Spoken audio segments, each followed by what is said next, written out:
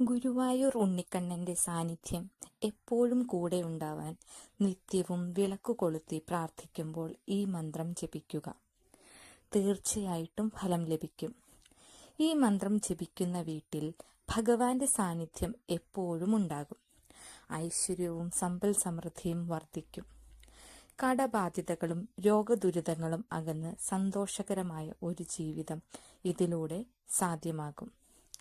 ഏതു പ്രതിസന്ധികളിൽ നിന്നും കരകയറാൻ ഈ മന്ത്രം ജപിക്കുന്നത് വളരെ ഗുണകരമാണ്. നമ്മുടെ ഉള്ളിലെ നെഗറ്റീവ് ചിന്തകളെയെല്ലാം മാറ്റി പോസിറ്റീവ് ചിന്തകളെ പ്രദാനം ചെയ്യാൻ ഈ മന്ത്രം നിങ്ങളെ സഹായിക്കും. നമുക്ക് പോസിറ്റീവായിട്ടുള്ളൊരു ഊർജം ഈ മന്ത്രത്തിലൂടെ ലഭിക്കും. സകല സങ്കടങ്ങളും മാറും.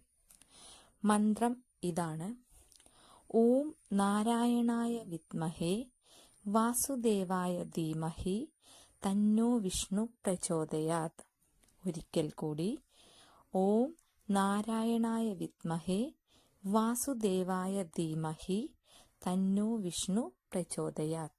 ദിവസവും നിലവിളക്ക് കൊളുത്തിയതിനു ശേഷം രാവിലെയോ വൈകിട്ടോ ജപിക്കുക.